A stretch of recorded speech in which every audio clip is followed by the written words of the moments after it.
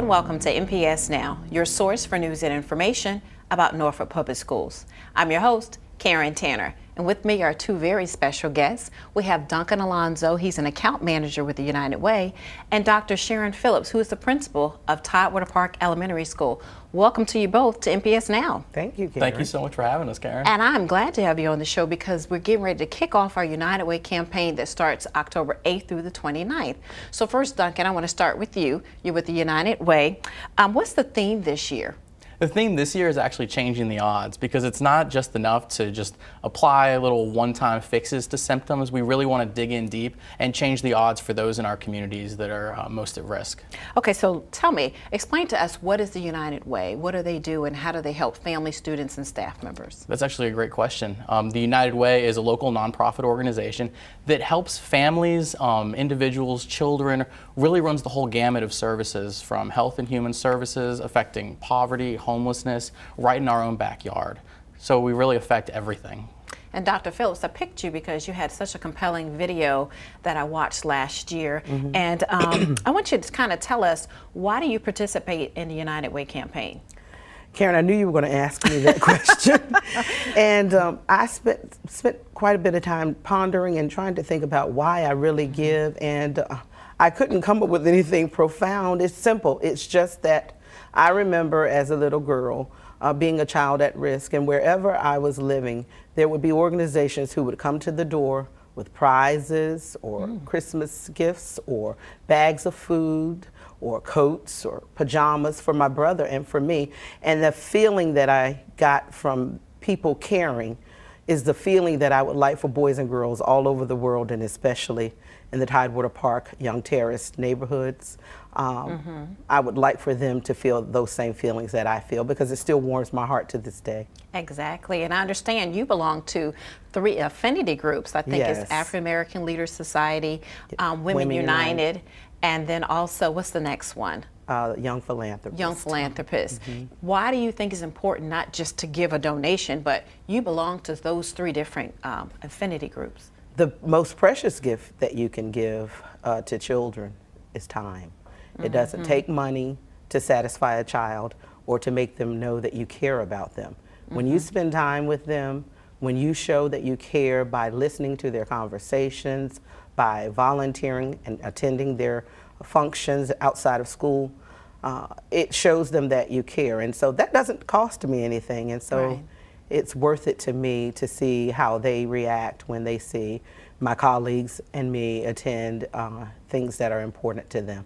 And that's great. So kind of share with us, Duncan, what those affinity groups are and how you can possibly join them. So the affinity groups are places and organizations that folks can get involved to when they reach a certain giving level. Each one has a little bit of a different cost to join, but Young Philanthropists really focuses on the younger generations, 20s, 30s, and 40s, to get involved with like-minded individuals and philanthropists in the area. Women United is the largest philanthropy group in the region of strong women to really drive forward change in our area. And African American Leadership Society is another leadership society for African Americans in our community.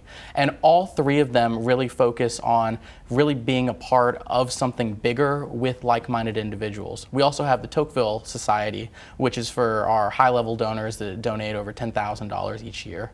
And it's very easy to join. When you go through your online pledge forms or your paper pledge forms, you can check a box that just signs you up for these, and if you enter down your email address, you'll actually be able to receive emails from right then on about different events going on, different organizational meetups.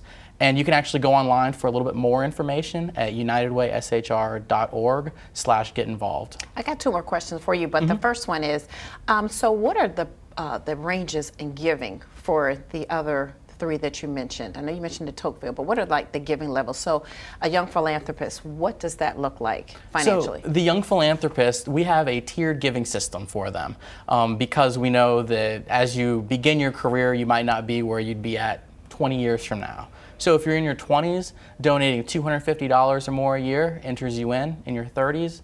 it's $500, and in your 40s, it's $1,000. And that $1,000 is the same for African American Leadership Society as well as Women United. And what's good about Norfolk Public Schools is we have payroll deduction. So your deduction can go through. This year our campaign is 16 pay periods. So that's a good thing. So how has Norfolk fared with our giving to United Way? Oh, it's been fantastic. You guys are one of the highest out of the different school districts in the area. You guys support us near the top of all the different districts if you really want to get competitive with it, which Right. I know you do, Karen. Yes, I do. Being a campaign coordinator every year, it's just exciting to me to see how we can encourage our employees to give, that not only can you give, but you can also receive. And so Sharon, when it comes to, you're giving back to the community, how can you inspire someone to want join one of those 3 groups that we kind of talked about you joining and being a part of?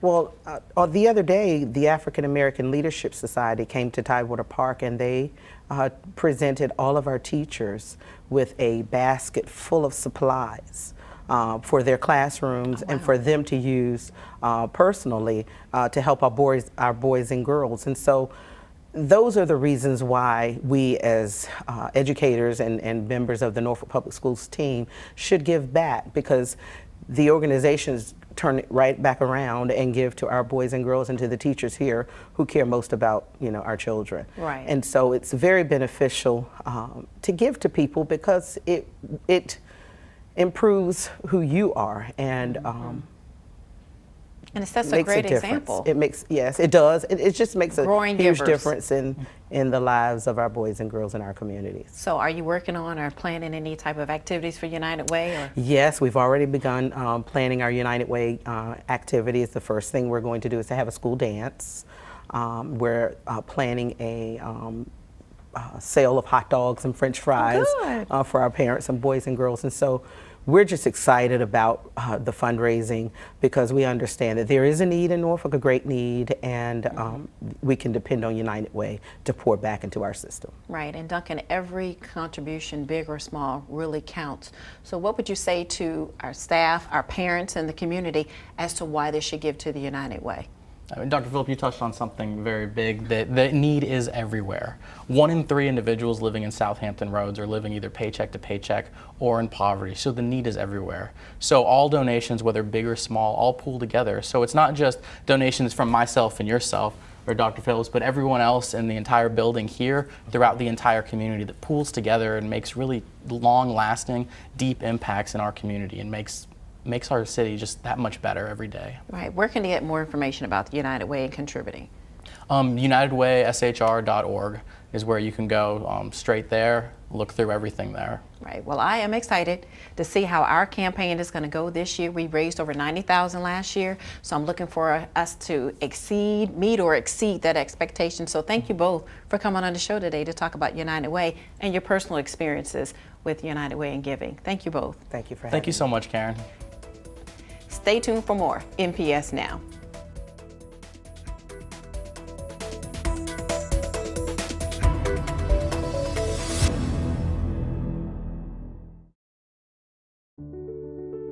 I joined Women United because I believe in the power and the strength of strong women. And people who are like-minded, people who understand that they must take a stance against things in the community that negatively impact children. Basic needs are sometimes taken for granted in schools where there's a 2-parent family or a single parent who earns a pretty decent income. Oftentimes, basic needs are taken for granted, but here we have to consider them. And they can't just come to school and forget that, my mom is ill, or my dad is incarcerated, or my grandmother won't be there when I get home. So those are some of the things that they have to deal with that can sometimes make learning difficult. My purpose in life is to serve those who are less fortunate, because that is my background. That is where I come from. I often say I am that child. I am that child who was born to an alcoholic mother. The lady next door called social services and reported that there were children there in this house where there was no running water, there were no lights. And we would be outside lots of times because we were home alone, and it felt safer outside than inside without utilities. I'm fortunate in that I was given some assistance by Martha Jean Harper Stansel, my girl, thank you, Lord. She intervened in my life when I was 8 years old. My brother was 5. She was interested in foster care, and so she took my brother Reggie and I into her home. It was a 2-bedroom apartment, but it looked like a castle to me. It was just so warm. It was in January, it was a cold month. We were loved. We were fed, we were clothed. My mom had exposed us as our children here at Tidewater Park get exposed to things that they wouldn't ordinarily. My mom would take us to the theater, to the museum, things that we didn't even know existed prior to being in her care. Had we not gotten that intervention, had my mother not been the person that God placed into our lives, I don't know where we would be right now or whom we would be.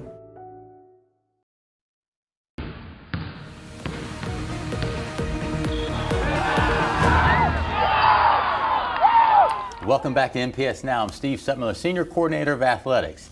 Today in the studio, we have a special guest, a new member of our team, Travis McClenny, Granby High School Athletic Director, the new Granby High School Athletic Director. Welcome. Yes. Thank you. Thank you for having me. All right, Travis, we want to get to know you. So talk a little bit about yourself. Give us some background information. Well, I'm originally from the Hampton Roads area, Portsmouth, Virginia, to be exact, a Churchland High School graduate. I was a student athlete there where I played football, basketball, ran track and field. I went on to Hampton University where I was a basketball player, student athlete, earning my sport management degree. And I went on to Indiana University in Bloomington where I earned a master's degree. And now I'm back home in the Hampton Roads area, changing the culture of athletics at Granby. Okay, so Tommy Staples did a great job at Granby High School for many, many years. Has gone on to a different career path. So that opened up this job. So what attracted you to Granby High School and the position of athletic director? Well, the position of being an athletic director has always been a passion of mine. And Granby High School is a phenomenal school. I played in the Eastern District, so I remember some of those rivalries on the basketball field, on the court, and on the football field. And it was always a good program, and it was somewhere where I saw myself being able to step in and continue that tradition. Okay. All right. So you've been on the job for a couple months now. You know, we just threw you in there. So so tell us how's it going so far, and what have you been able to do at Granby High School? It's actually going well so far. The school community has been great. Some of the things that we are doing right now is focusing on building the culture again, changing enhancing the athletic experience for our athletes, meaning that social media is a big thing, so we're upping our social media and digital media pages. We have some commercials coming out. We have working on a media guide. So we're doing some things to get more exposure for our athletes. Okay. So obviously, there's a change. So how is the faculty? How is the student athlete? Have the student athletes and coaches are always, they're creatures themselves, so they're difficult sometimes to deal with. So how's that going? How's that transition going? The transition has been smooth for the most part. Everyone is very welcoming. They are excited about the change. They are excited about the direction in which we are headed. And I have full support from administration, faculty, and staff. Many people have called, text, email. A lot of people have stopped by, offered their support, and it feels good. I can feel the love. All right. So, again, there's a change, and with change, you have new ideas. So what are some of the ideas that you want to put in place at Granby High School initially and then down the road? So initially, I would like to put a spirit of pride in the atmosphere, and that is we're stepping up our logo wear so that we're wearing our swag, we're wearing our gear with pride to practice, to games, to school, and in addition to that, we again are stepping up our digital media. So we'll have more signage around school, more fat heads, more logos, instead of just a plain look. So we want to really create a positive culture around athletics. Okay. And to date, that I've noticed that. So you've done a nice job getting that off the ground. So, with obviously anything that's new, have there been any surprises to you coming into this position? Well, the first thing, the basketball court. I don't want to say the basketball court. The gym floor was something that I totally didn't expect to be needing to be repaired so soon. So it's caused a wrinkle in our volleyball season, but we're working through those challenges. The other schools in our district and the non-conference games, those ADs have been very supportive in working through transition. Transportation has been very helpful with making sure that our athletes get to and from their games on time. Okay. Travis, coming in as the athletic director, there are many different things that go on just besides playing the game. So in your past experiences, we have to deal with transportation, we have to deal with concession stands. So how are those things, how have they gone to date? Okay, so transportation is always challenging with multiple drivers dropping off, picking up, schedule changes. But we've been fortunate to work through that. We have some good coaches that have their CDL, so we've been relying on them for many of our trips. So we're working through some transportation issues, but overall we're doing very well. Some of the things like concessions has been eye-opening for me. You know, the supply list and the things needed. I go to the store and I buy all this stuff, and then I realize that I can't fit it in my car. So just kind of dealing with some of those things, but working through it all. Some good parents, boosters are being very supportive and making it happen. So that is a big deal for an event, is having a good concession stand. So Yes. told you to get a truck, but looking at the other athletic directors in the city, how have they been able to assist you with anything that has come up?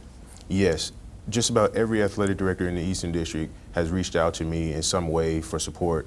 Ed Boyd is my mentor, and he's been helping me with event management, signage, procedures, just, hey, tips and bits about, hey, don't forget about this, maybe you should consider this. Other athletic directors have been extending, equipment advice, inventory checklists, and just, the whole nine to help me out in my first year. It's been great. All right, well, good.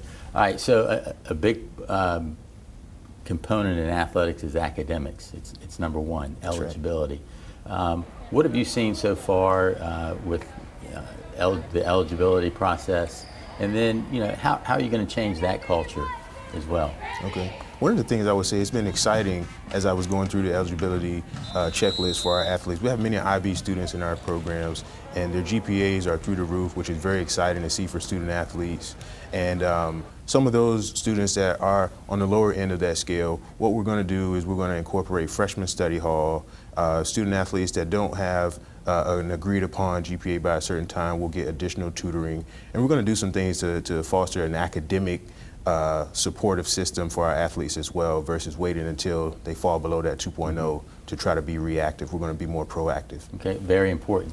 Glad to see you guys are taking that initiative. So, kind of wrapping this thing up, where do you see, what's the ultimate goal for Granby High School athletics from Travis McClenny? I would like to see Granby have a more competitive, broad-based athletic stance, not only in the district, but in the out-of-conference games as well. From my experience, we've been doing pretty well within some of our neighborhood schools, but when we go outside of conference, oftentimes it's where we struggle. And I'd like to see us be able to compete on a larger scale, and not necessarily focus on the wins and losses, but be able to compete with pride, to represent our school, and to have that competitive success of knowing that we improved today, that we got better today, and that we're not going out easy. Mm-hmm. Well, Travis, I think you're going to do a great job, because I was part of that selection committee. So you do everything very positive, and we're glad that you're part of Norfolk Public Schools, and I know Dr. Gibson is very happy with you as her athletic director. So good luck the rest of the way, and continued success. Thank you, sir. More NPS Now after this.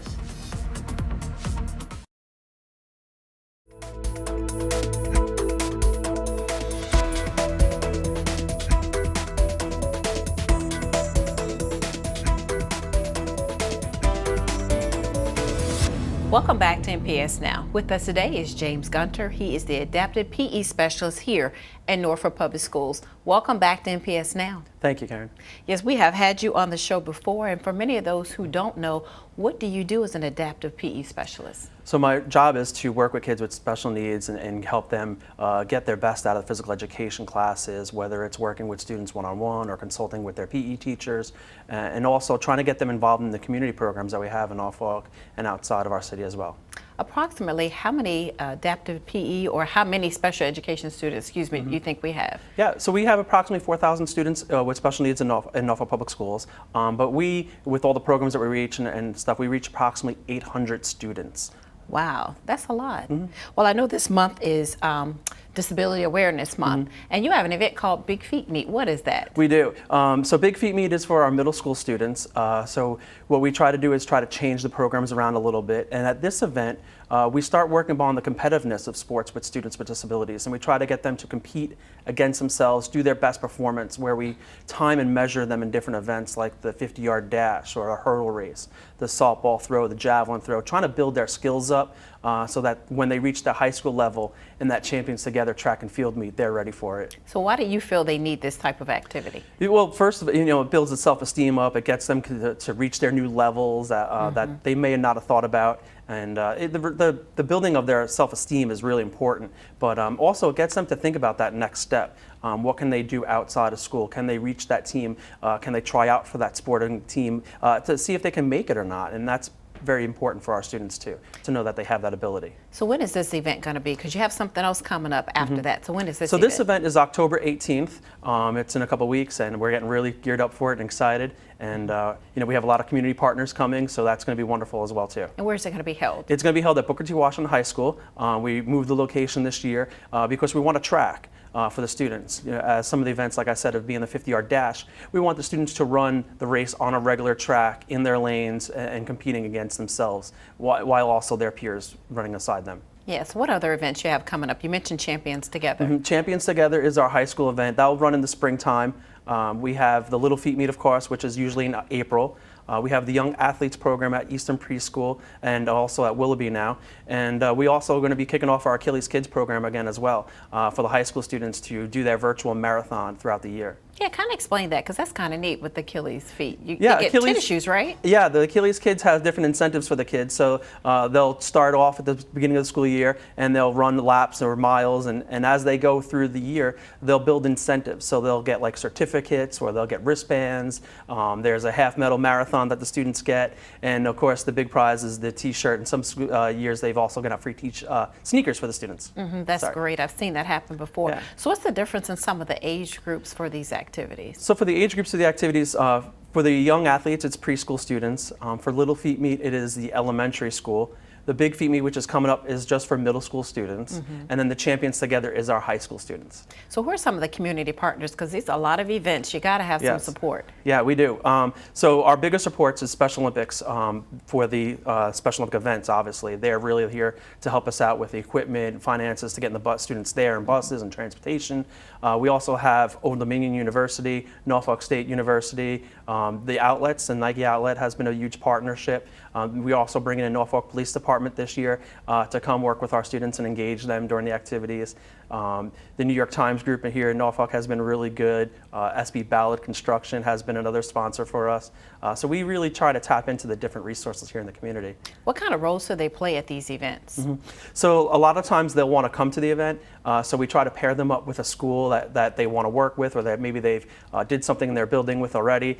Sometimes they'll help me run a station at the event, or they'll engage with the students during the events and just try to motivate them, perform at their highest levels, and really encourage the community aspect of it. And I've been to Little Feet Meet, and I've seen how the ODU students, the football players, just really enjoy interacting with the students. Oh, absolutely. That's one of their highlighted events, and they just come and they'll have a great time.